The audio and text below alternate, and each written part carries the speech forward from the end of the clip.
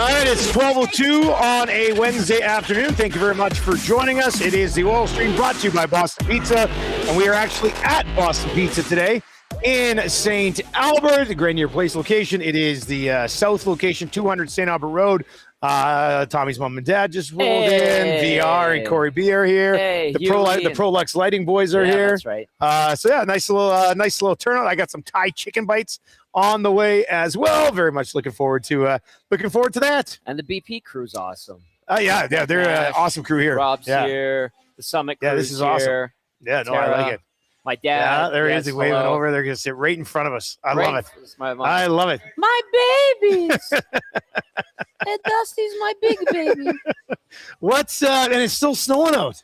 It stopped snowing when I was driving here, but I see it's snowing again. It's slick too. I turned from 137th Ave onto St. Albert Trail, and I thought I was taking it nice and gingerly. I got all-wheel drive on that bad boy too. Yeah. And it caught something, and she spun. No. She spun on me, so I had to correct it and get You it were back fishtailing. Isn't that what they call it? It was more than a Did you fish actually tail. spin? I spun. No way. Yeah, I almost. My one tire got up on the curb. Yeah. But quickly got off and was okay. But I have this reoccurring dream where I'm on a bridge and I'm driving and I'm going too fast and I spin out and then I go over the bridge and I'm just about to crash at the bottom. Then I wake up. That's those types of dreams have some kind of meaning. You know, like the ones where you're like, I don't know if you've had this, but if you lose a tooth, apparently that's stress related. If you're falling, it has a meaning. Really? Yeah. Yeah, it creeped me out. It was scary. I get this one where I'll have a dream that I'm playing a sport, and I'm getting ready to go on the ice or the field or whatever, and like either I have an equipment issue. I have that one all the time too, man. There's some kind of meaning. You can look it up, but I don't remember the meaning to that one, but it happens. For those ones, it's usually like I'm getting to play in a game or something that I haven't got to play in, or like it's a rec league championship or something. And I'm like, oh, it's your time. And then you don't get, before I called that Sens Flames game, I had a dream where, I got the chance to go on an NHL game and I just couldn't get to the rink. Like I was trying to get to the rink and I was getting stuck in a cab here and then I go to run and then there was like a disaster and I couldn't get there and I missed it. Yeah, I think that's a natural thing. It's like a subconscious thing. That was the worst. Yeah, that was tough. I know where you're coming from though. Yeah, dreams. Hey, am I right? You're right. You know what Oilers fans are dreaming about today, Tommy? A second straight win? A Stanley Cup. Oh, that's are what they? That's what. I think so. Well, that's nice. They should aim high. I thought that was a pretty well played game yesterday, though. I think they played a very good road game last night. Props to them. Top to bottom, very thorough, very complete win. Well played. Yeah. Something to build on for sure. And I said this morning on our show, I said, listen, you guys, everybody wants to get excited and enjoy the win last night. Mm-hmm. Totally fine. Yeah. But I'm done. Like we're 72 games into the year. Like I'm done getting to the point where I go, oh, they're back. They're fixed. No, same. Because you do that, and then they go out and lay a dud against Vegas, and you're like, oh, I look like such an idiot again. So to me, it's just a game at a time. If they win, enjoy it. If they lose, freak out. I don't even care anymore. No. Like just overall, it's going to be a roller coaster the rest of the way because the entire season's been a roller coaster so far, right? Absolutely. The are they back discussions came up yesterday. I know it was in our group chat too. Yeah. And I think Coop said something. I'm like, can someone please silence Coop? Okay, thanks, bye. Is that what that was about? Yeah, that was. I was wondering what that was about. Coop always throws in that extra one, and you're like, we didn't need that comment, Coop. We love you, but didn't need that last one. Yeah, he sometimes gets a little carried away. He gets very excited, which is good. That's a good thing. No, it's good to be excited, right? Mm-hmm. I think that's pretty solid. Yeah. All right, let's dive into the show. Let's start with this because we are, if you're watching on YouTube, we are on camera. So let's get into Goodwill Wednesday. We're rotating through our shows with Goodwill Wednesday. Edmonton Sports Talk has teamed up with the Goodwill Industrials of Alberta, Alberta's nonprofit thrift stores and donation centers. Your donations empower Albertans with disabilities through the power of work and the dignity of a job. One purchase, one donation, one job, one choice. Goodwill is the power of one. Visit goodwill.ab.ca for more information. We've got some commercials running between 1 and 6, and our shows are taking turns rotating through, and go to Goodwill the day before, and then we wear what we got at Goodwill on the show. And I'm 2 for 2. We did Goodwill Wednesday on the Nielson show last week. Yeah. Found an awesome plaid shirt that's totally my style. And then look at this thing. Look at this. Yeah. Look at this shirt, man. This is one of my favorite shirts You now. even kind of matched it with your pants. Yeah, well, these pants are my old pants. They're a little dirty, actually. I think I got something on this morning. But you got a little spats. maybe that was from that pizza I had at 7 a.m., which was also from Boston Pizza. But I love this thing. This is a very nice shirt. $9, $9.50, and then I rounded up 50 cents to donate to Goodwill. Right. So I'm telling you, this is like perfectly you too, buddy. This is Goodwill Wednesday apparel. I went yesterday to the one by the old radio station. Yeah, that's right, on Stony Plain Road, and I've always donated to Goodwill. Like always, purge your wardrobe. Yeah. You want to take your stuff, yeah. And I like to think I take good care of my clothing, so I went there for the first time. When you bring your stuff into Goodwill, they must be pumped. They don't care. No, it's just like, I don't know, like Tommy Gazzola dropping off stuff. I like it. I would like to think that they have that reaction, but I'm more realistic than that. But let's go with it. And so I went in there yesterday, and I was very pleasantly surprised. I was like, this is great. They have good stuff, and this was $9.50 as well. Yeah, and I think it's like Abercrombie and Fitch. So oh, come on, one of those, yeah, fits nice. Do you like girls that wear Abercrombie and Fitch? Yeah, of course. Remember that song? Is that a song? No, what? You didn't know it was a song? Maybe it is, and I just Summer Girls. Oh, Summer Girls, yeah. By LFO. Who can forget LFO? My buddy the Wuss loves LFO. LFO, are they still going Wuss? They can't be going anymore. There's no way LFO is still like touring. But they had that moment in time. I like girls that wear Abercrombie and Fitch. I do too. I'd take her if I had one wish. Did you ever go to Abercrombie and Fitch? Since that summer. It always had like that strong perfume. I never went. Perfume scent. No. And then they'd always have like the greeters. Oh, did they? Front, yeah. Okay, that's fancy. And anyway, so $9.50 for this. It's great. Fits nice. Looks good. Yeah, it looks sharp. I like it. It's got the little hood on the back. Got the little hood. So I'm very pleased with it. Looks nice. And the price was great. I bought another T-shirt because I think the Hangout has to do. Yeah, Hangout's gonna be doing one too. Yep. And it's kind of like just a running shirt that I was like, you know what, this is good too. All right. That one was a little bit more. I think it was like $17 because it's like performance. Oh yeah, performance wear. That makes sense. When I went last week, I don't have a lot of red shirts, so whenever it comes to Canada Day and we all want to go, like the family wants to go out. That's the color I got. Yeah, so I got a red shirt, and it's got like this muscular Canadian holding like a hockey stick, but it's snapped in half, and he's riding like a moose. And it's very Canadian. It's very Canadian. So Canadian. I got that one. I'll be wearing that one on Canada Day this year. We should be good as well. Norman at Combine says half my wardrobe in Mexico was Goodwill. Yeah, it's and you know what? You go there, support it. It's a great time. Yeah. They're getting jobs for people with disabilities, and like they say, empowering Albertans with disabilities through the power of work and the dignity of a job. One purchase, one donation, one job, one choice. Goodwill is the power of one. Visit goodwill.ab.ca for more information. All right, back to this game yesterday. I've liked asking you this question. Can I grab an iced tea as well? Thank you. What was the best thing about last night's game, Tommy? Well, it's going to sound boring, but I really like the way they played consistently throughout the game. Like, they were.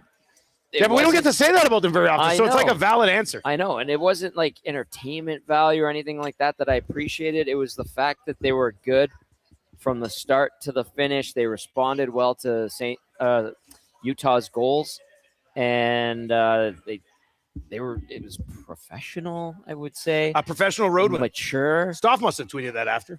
Did he tweet that after? I don't know. I was doing my own thing. He loves to tweet professional road wins. Does he? I bet well, that's a valid term. If Bob used it, then great minds think alike. So, it was just good. It was reassuring as well, especially after the last couple of games.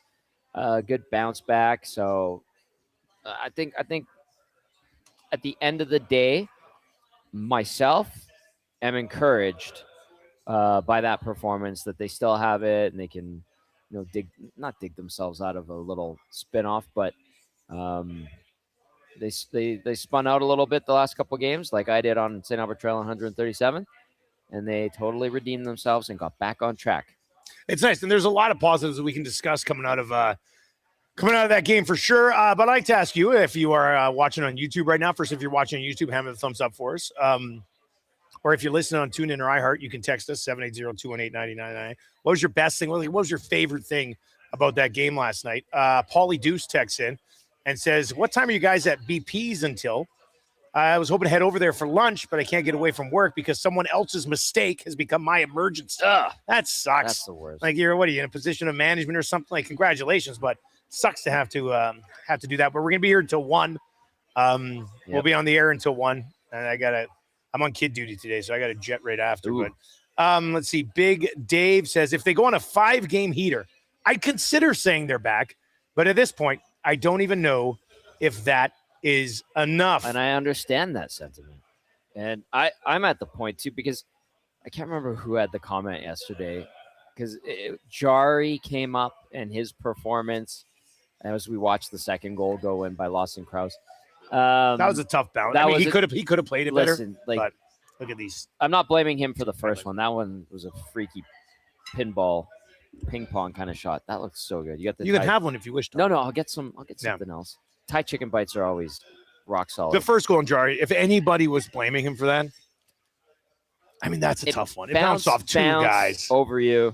The second one kind of was on him, just with the way he misplayed it. Yeah. But there was a guy wide open waiting for the bounce. So, Lawson Krause could have dusted that off if he wanted to. Anyway, going back to the point, someone said it's just one game. They are not back. No, it is. It is just one game. They're right. Point. Yeah, they're right. A great point. But I'm encouraged. It's a step in the right direction after a couple of tough losses. Yeah, you can say that. Like it's one game, but it's an encouraging game, and it's not just an encouraging game because they won it. It's an encouraging game because of what you talked about, and that's the way that they won it. Right? They didn't really give up much at all in that game. I think one of the best things from that game last night was the fact that Roslovic buried a couple. That was great. Like, I think that's pretty big for Roslovic, who's now at 19 goals, and on a line. And we're going to discuss a little bit because I know some people today were texting us going, Dusty, do you think Roslovic and Nuge and Hyman could stay together? And I think logistically, from this lineup's perspective, I'm not sure it'll work, but we'll get into it. Sure. But I mean, Roslovic's first goal. Vejmelka sucked last night. Let's say this. He's not good against Edmonton. Vejmelka was 1-6-1 now. I thought that was one of the worst goalie performances that the Oilers have faced this year. I don't know if you would know this on the post-game show. Maybe you keep track of this. How many times this year have the Oilers played a game where the other team pulled their goalie? Gotta be less than a handful. I think there's like 4. Yeah, that's what I thought. Who did they touch up? Vejmelka, one of them, obviously.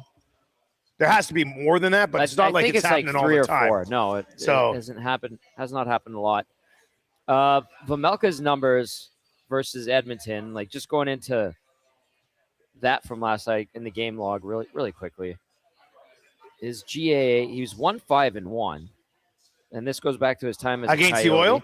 Yeah, okay. So 1-5-1. So he now falls to 1-6-1, 8 appearances versus the Oilers. He had a 485 GA, 859 save percentage. I got to see if they've updated it on like Hockey Reference to check his splits. He's not good versus Edmonton,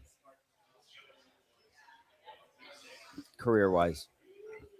Project Dumplings over on YouTube says Hernan is going to say they're back later, and then we lose tomorrow. Don't say that, Nanso. Resist the urge to say it. Ryan the Pine talks about the second line, and we're going to get into that conversation a little bit. A couple other things that I like that we're going to give some props to. Obviously, Connor McDavid, a couple of goals, a couple of milestones. Awesome night for him. Too.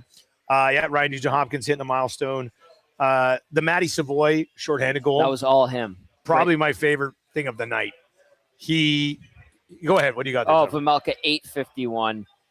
Save percentage and 496 GA versus Edmonton at 496. Yeah.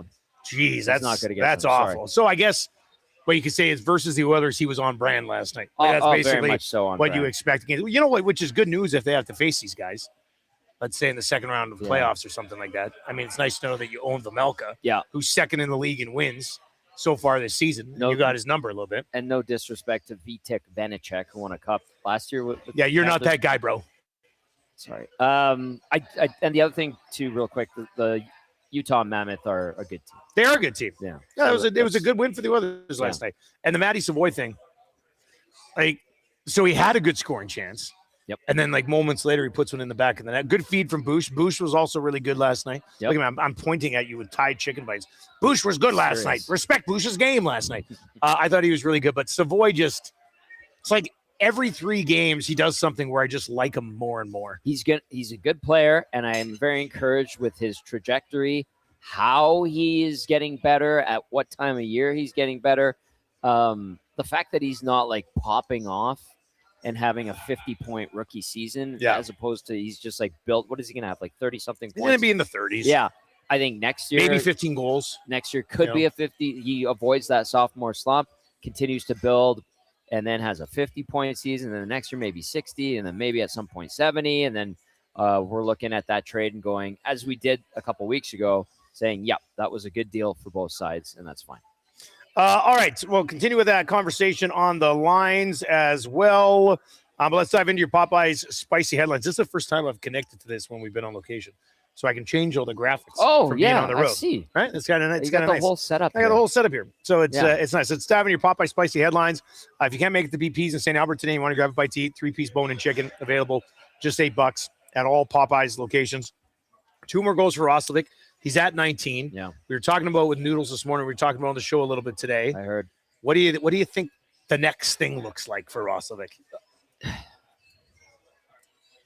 The 4x4 that we talked a little bit about this yesterday on the post-game show, and we said if 4x4 is not going to get it done, I think I'm more concerned about term as opposed to money.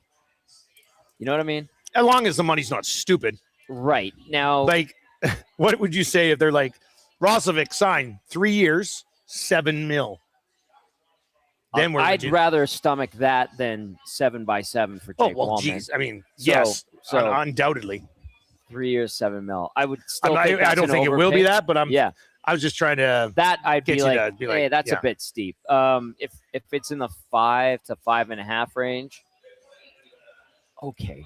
But not 4 years, and then full NMC, because my dilemma with him and having faith in a longer contract, or even a contract, a multi-year contract, I should just say, is what kind of player is he in the middle of year 2?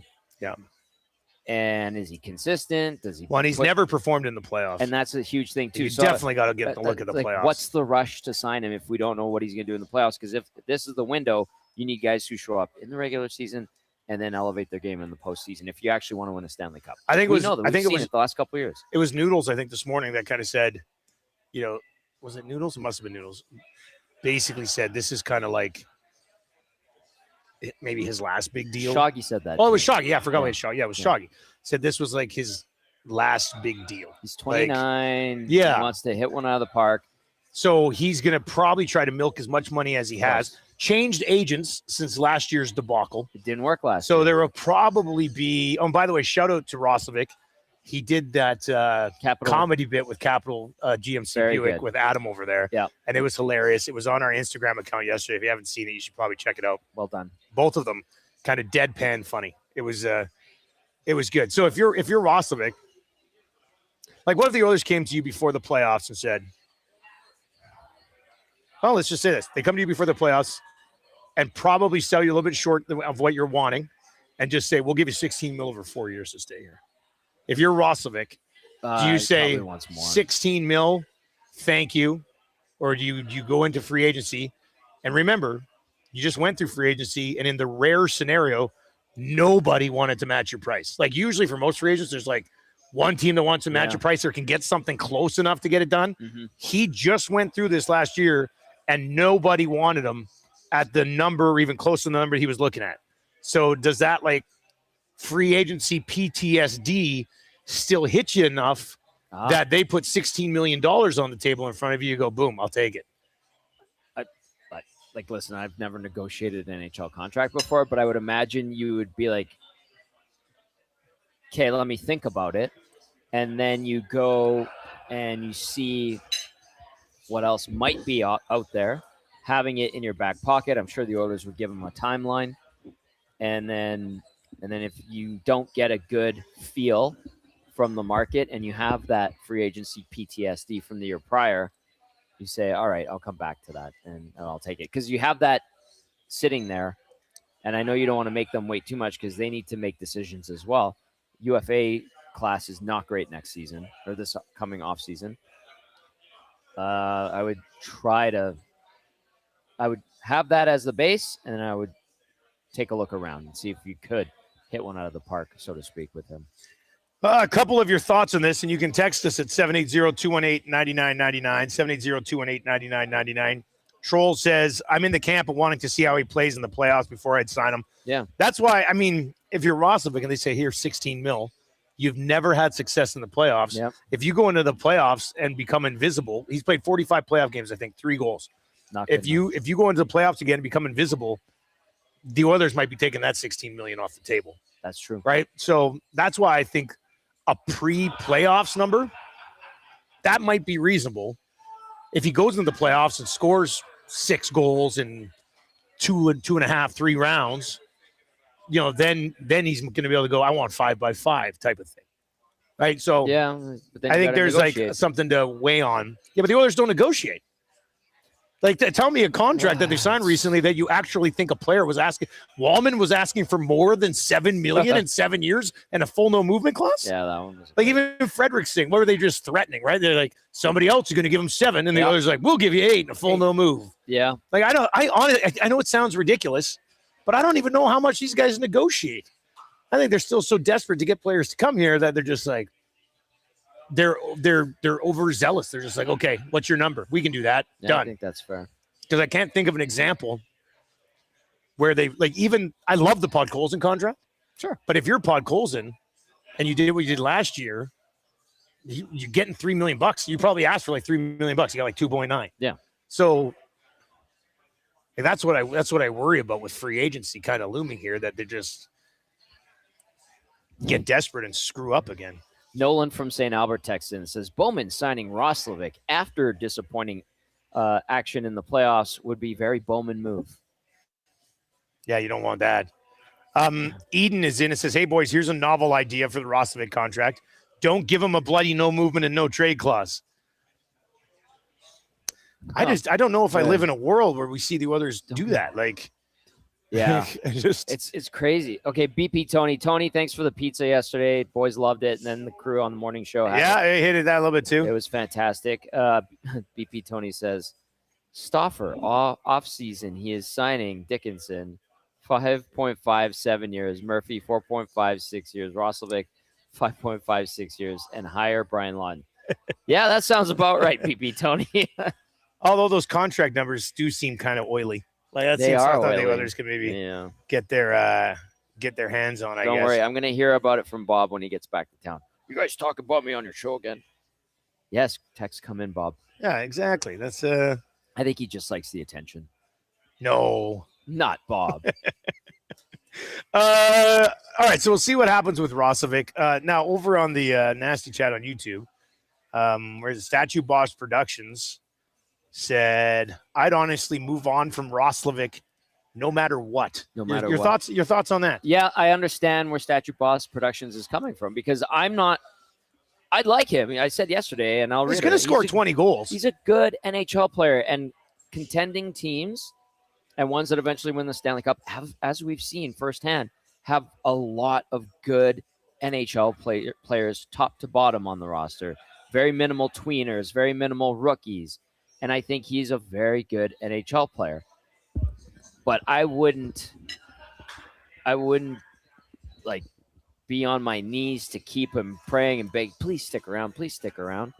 There are parts about his game and how he goes quiet that concern me.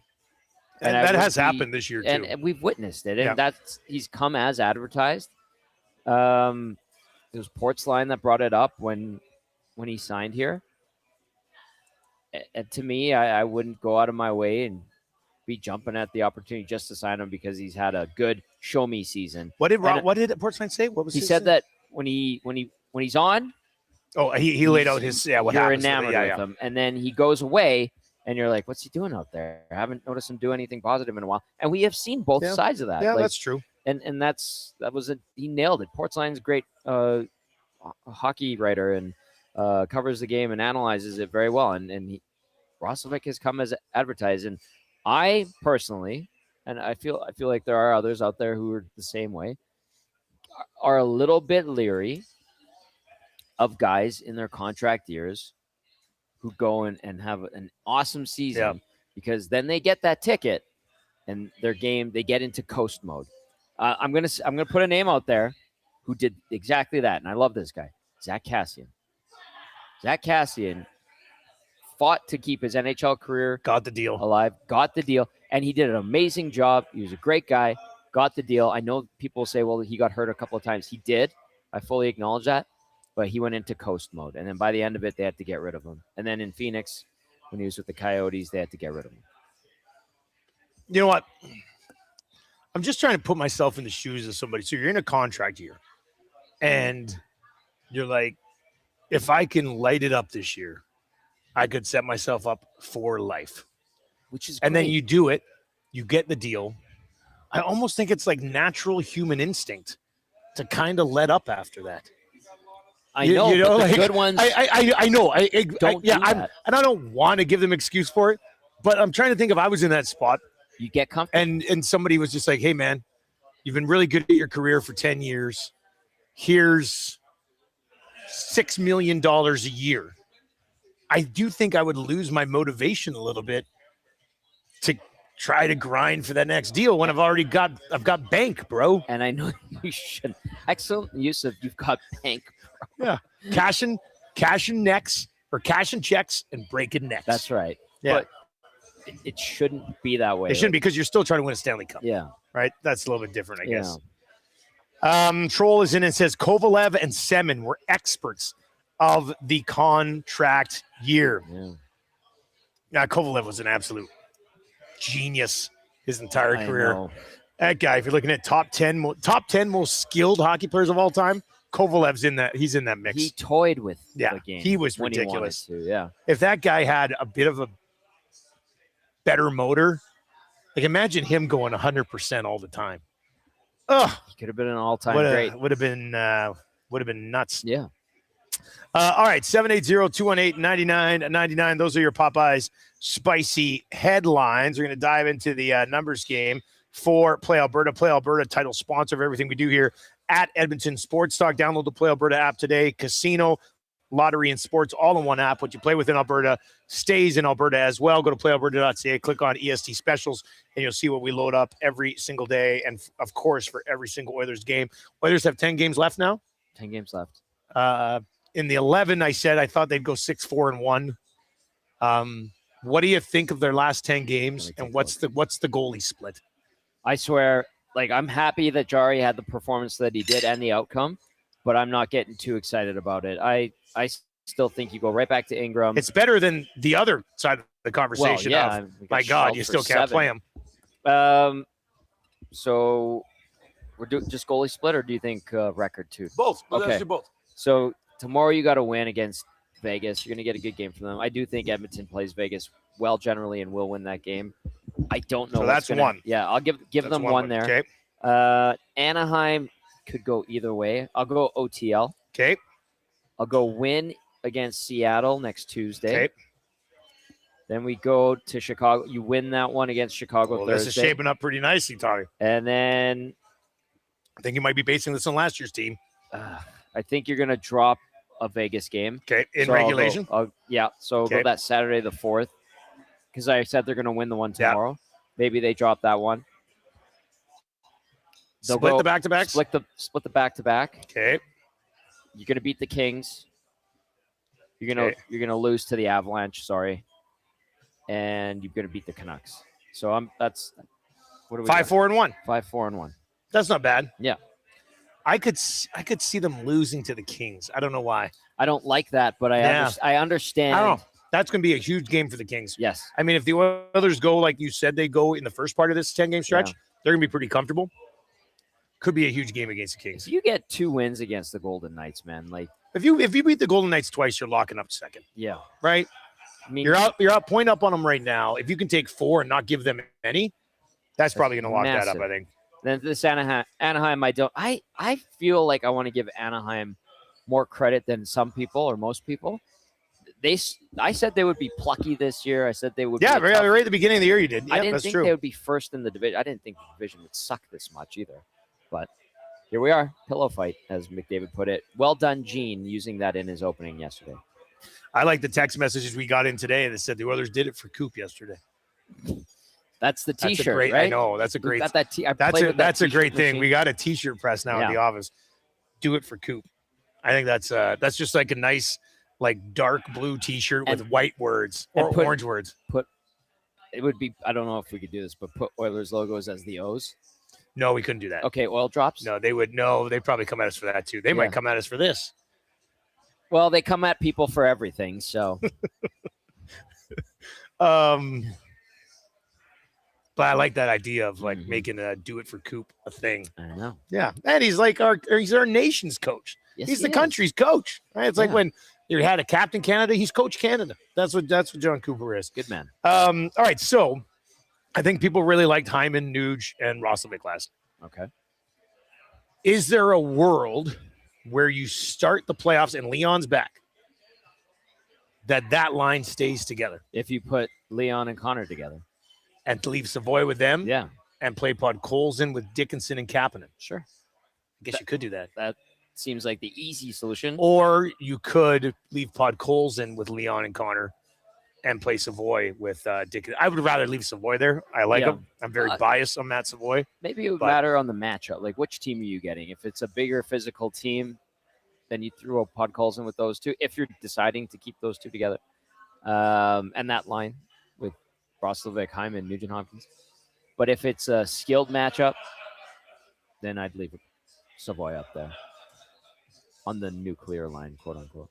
If that's the route. Imagine being Matty Savoy and a rookie, and you play your first playoff game, and you're riding shotgun on the right side with Connor McDavid and Leon Draisaitl. That's fantastic. What a dream come true for that guy. That would be amazing. Like, how old was Savoy when the Oilers drafted Connor? What's he now? He's 22. So he was 11. Yeah. So he you'd be riding shotgun with these two guys. Yeah. Playing with Sean Bell. I would like to see that. I guess this is something that could work. Like the idea of Dickinson, Podkolzin, Kapanen, third line in the playoffs. I mean, I think worst case scenario, they're going to be even. But I also think that's a line that could do low-key damage when called upon at certain times. They're all bigger guys.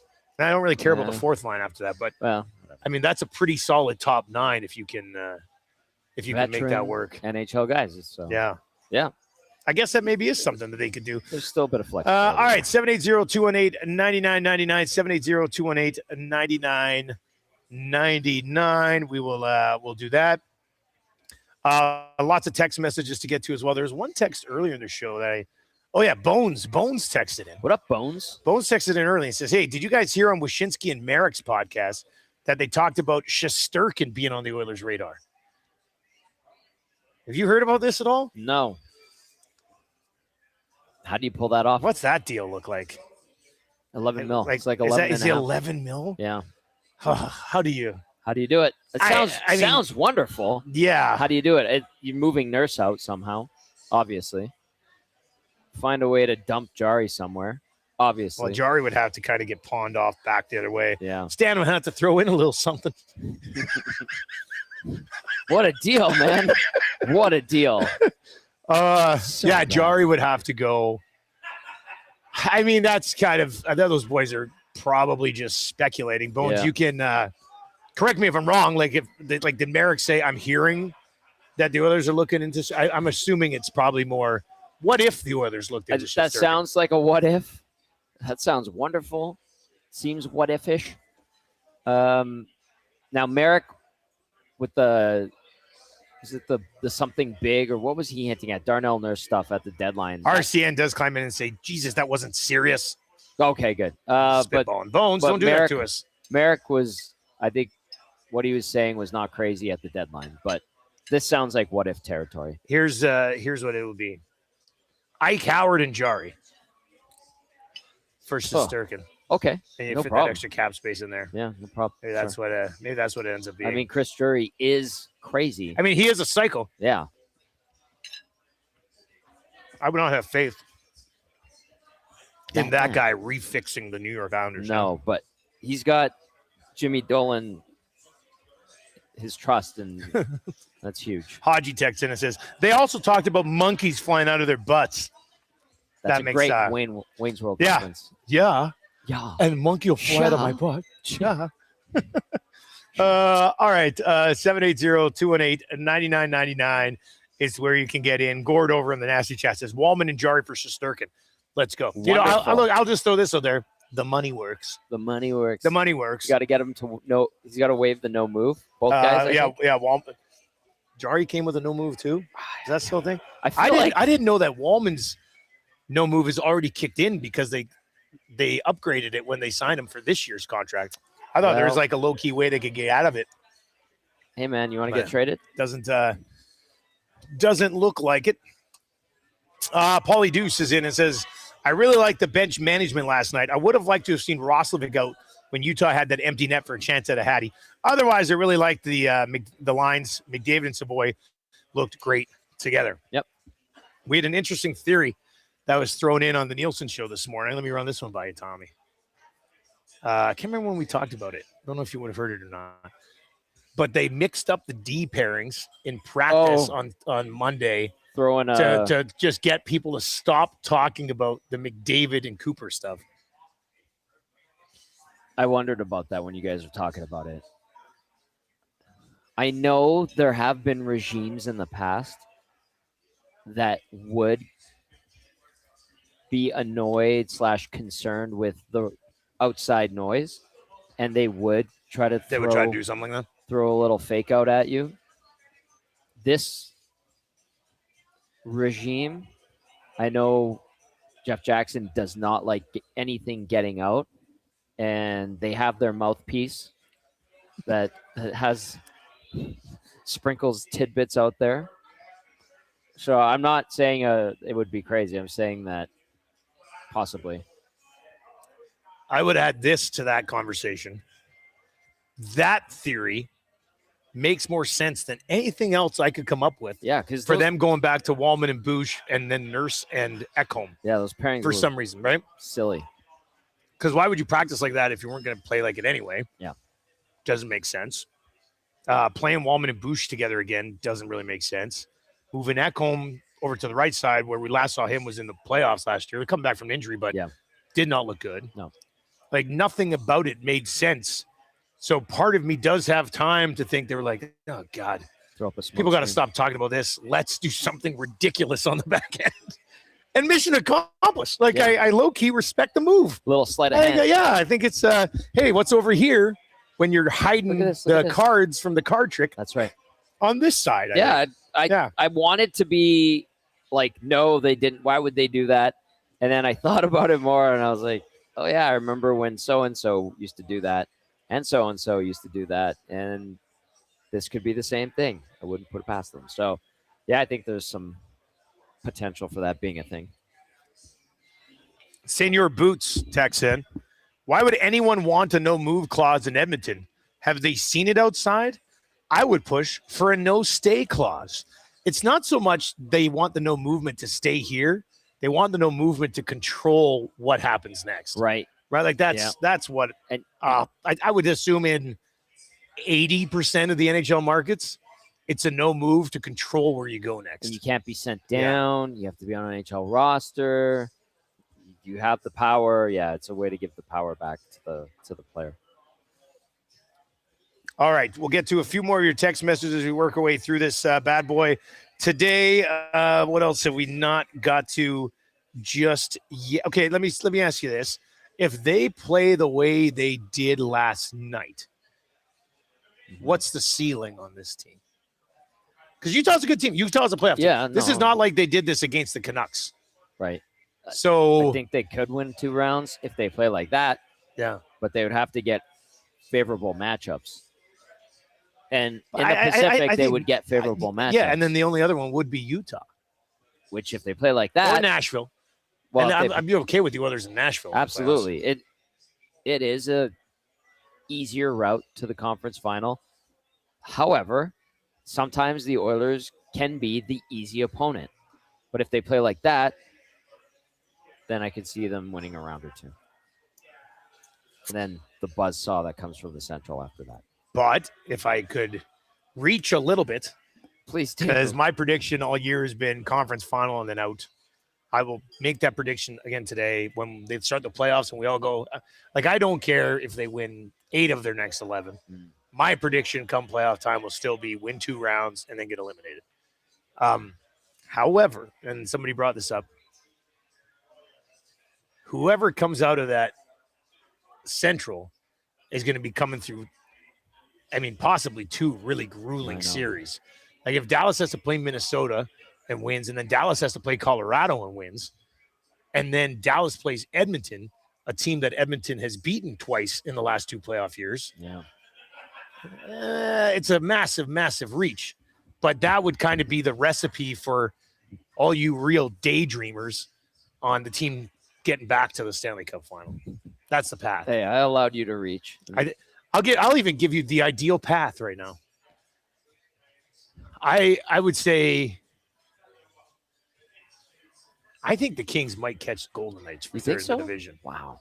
Go look at that was a bad shootout loss yesterday. But they still get a point. They got a point. Right? Vegas didn't get a point. They got a point. Bring those standings up. I think there's part of me thinks I'd rather see the Oilers play the Golden Knights in the first round than the Kings anyway.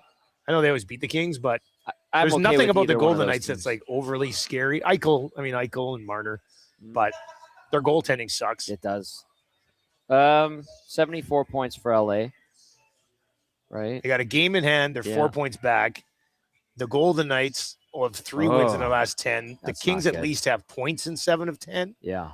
And the Kings have got to be a top 5 easy schedule the rest of the way. Now, do they play each other?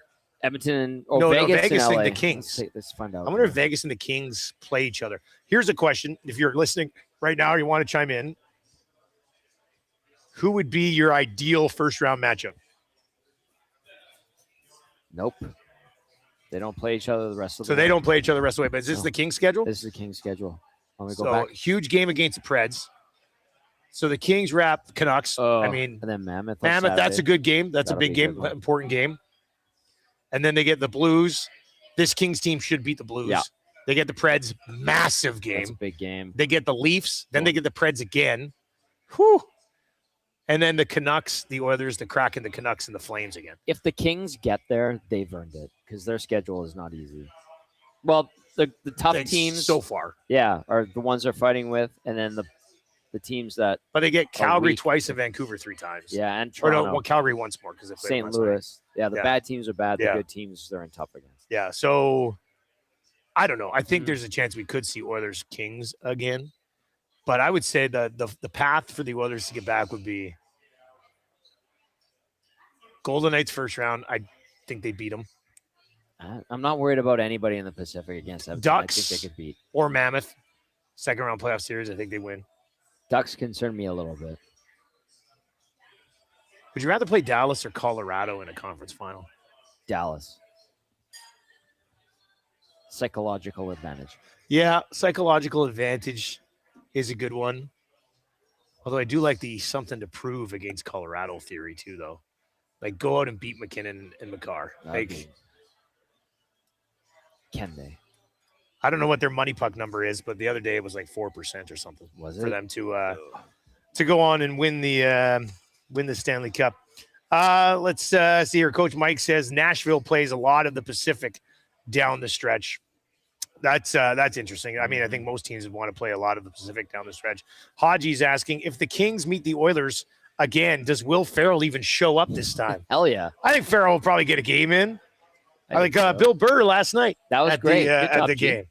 You a big Bill Burr guy? I like Bill Burr. I don't watch one of his like full stand-ups. It's good. Is it? It's good. Yeah.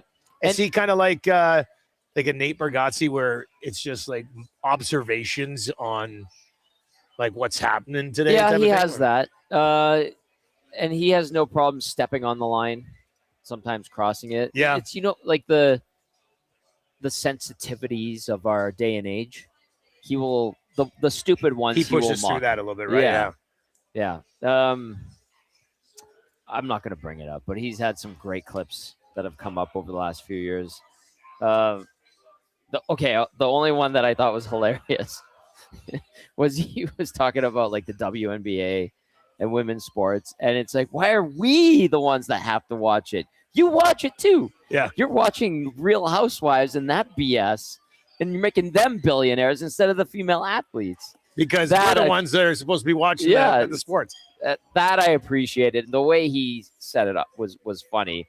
He's like, but you want to watch these B words yell at each other and have drama rather than these awesome female athletes. I'm paraphrasing. That's a funny bit. Yeah. So he where things are like those awkward issues in this day and age, he'll step on that and mock it. Brendan Mons over on YouTube says, this season, man, a loss, we talk about firing the coach and missing the playoffs. A win, and we talk about our path to another final. It's exhausting. Yep. I would say, is this season more exhausting than 2 years ago when they were awful, fired the coach, went on this crazy roller coaster? Yeah. I was thinking about this the other day, actually. I think this season is a more frustrating season to discuss from Edmonton Sports Talk perspective. It goes back and forth, back and forth. It's just, it's one of those dolls you can punch in the face, and then it comes right back up. You're like, oh, you're down. Oh, no, you're back. Okay, let's hang out. Oh, no, you're down. Like, that's kind of what this season's like. Good way to describe it. And then the other thing, too, I would add is how condensed and tight the schedule is. There's more of it, right? Like, it's been like a grind, and actually I was talking to Nikki Olczyk yesterday off the air when we finished up, and he's going like, man, like everyone's feeling the burn. Even Jess Blaylock with the Panthers, we were talking as well before we had her on the show last Thursday. And she's like, this season, like this schedule sucks. It's just zapping everyone, fans, teams, players. It has done it to everybody, everyone involved with the game. Library Pat texts in 780-218-9999. Dallas are not the same team with Gulletson there now. I would want no part of them. At least the Oilers have played the Avs well recently. I'd rather see them in the conference final. It would be legitimately hilarious to see the Kings again in the first round, because I think that'd be another flush job. We'll see. The Gulletson thing in Dallas, does that help the Oilers or hurt the Oilers? Hurts, I think. You think so? I was just saying because they know Gully. They know. Like, would they know some of the things? Yeah, that's the thing. Does the familiarity benefit the coach or his old team that he was coaching? I'll give it to the coach. And then the other thing, too, talking with folks around the Stars, Leah Simakopoulos from the Dallas Morning News, asking her about Gully, and she says that the players feel this freedom to play their style, and he's not as rigid as Pete DeBoer was, and that is, allowed them to blossom into the team that they've become. Even though they were a great team the last few years, it seems like there's that extra oomph to them. And she said it had a lot to do with Gully and his mentality and how it's been imparted on the team. And they can just go out there and be themselves, stick to a loose structure, or somewhat of a structure, but go do your thing and win. That's kind of been the mantra there, and it's been very effective so far. Well, and a very talented roster as well. What they say, I think I saw Wyatt Johnston. He's almost scored his 20. He scored his 23rd power play goal. Yeah. Couple games ago, I think it was. I was watching the highlights that night. They said Wyatt Johnson's 23rd on the power play. Like, holy smokes! Like crushing it on the PP. Like, does he have 40? If he's got 23 on the power play, he's got to be either at 40 or right there. He's got 40. Okay, so I was looking last third night. in the league in goals with Connor and Cooch. Yeah, that's some elite company there. What do you think the chances are Caulfield tracks down McKinnon for the old rocket. Yeah, he could. Same amount of games played, 2 goals behind. He can catch fire. I could see that. McKinnon's goal last night was beautiful. Did you see that? He busted like in, a little bit of forehand back pressure, but then like right up top. Daddy. That was pretty good. That was pretty nice. All right, so you got pre and post game tomorrow. Yes, sir. Against the Golden Knights. I say this, maybe I'm wrong in it, but I always sort of feel like what type of game you're gonna see against Vegas. Yeah. Right? Like tight. I know that their goaltending has kind of sucked this year, but I kind of be feeling the under again. Like that was one of the few unders that they had in the last 2 months. 3-2, maybe 4-2 with an empty netter. Is that crazy? So that was March 8th. Earlier this month, they had the 4-2 win. That was a good win. December, it was 4-3. Yeah. Last year, it was 3-2. That was an under. We'll get more of the same. A little 1-0 there. 3-1. Yeah, no, that's kind of what I'll be pretty surprised if it's like a 5-4 game against the Golden Knights. Edmonton's won 4 in a row against Vegas. Yeah. See how they are at Vegas. I think it's okay, the record there. 8-6. They've won their last 2 visits. What's this little website you're using? I showed you this. Oh, I don't remember it. I'll send it to you. Yeah. Yeah. Oh, that looks nice. It's awesome. Yeah. I'll have to check that bad boy out. Yeah, you will. All right. So once again, this was Goodwill Wednesday on the Oil Stream. And I found a shirt that I really like. Somebody said that you're just going in and buying your old clothes. That's funny. You walk in, you go, man, I like that. And you look on the tag and it says T Gazzola. Yeah. Like, I'm going to buy this back. Why did I give away this old suit? I think that's kind of funny. This one's nice. It turned out really good. Put it in the wash. Give it a little new life. So it's good. Huge thanks to the folks out here in St. Albert for having us at the Boston Pizza. Renovations in here about 3 months ago, and it's awesome. Yeah. Looks awesome. They got this great TV wall right behind the bar. Good place to come sit at the wood and watch that. They got some nice canvases in here, too. Those McDavid and Drysdale canvases. Mm-hmm. Kind of asked us, where do you find those? Those are nice ones. They're big. Like, they're big ones. Get those made. They look pretty nice. So that's good as well. And speaking of Boston Pizza, where are you going to be tomorrow? Boston Pizza, Clairview. They have that 174-inch screen behind the bar. Tickets. That is ridiculous. It's insane. I was asking the crew here because we have the crew from the North or the Summit BPs as well. And I was like, because they have a renovation coming up as well. Oh, do they? Okay, well, this is a good look at it. Yeah. And I was like, so anybody else putting in a $50,000 screen? And they're like, no, but we'll do 108-inch TVs though. Are those 108? Some of them are 90s. I don't think those are. These ones probably 108. These ones might be the 100. Yeah. But yeah, Jason over at BP Clairview. By the way, the grand prize will be tickets to an Oilers game. So you're giving away tickets to an Oilers game tomorrow. There's a couple of prizes at Boston Pizza. All right, that'll be a lot of fun then for sure. Coob, are you back there? Yes, sir, I am. All right, what's coming up in the ESC afternoons, buddy? Oh, highlights, lowlights from the game yesterday. Joaquin and Hernan will get into the win 5-4 or 5-2 for the Oilers before looking around the NHL, recapping the 15-game slate. And the MLB starts today as well. We'll connect with Michael Bradburn to talk some MLB, to highlight the Jays as well. And we also got Hernan's World. Nice. Excellent. It's going to be a good show. I'll be listening as I drive back over to the West End.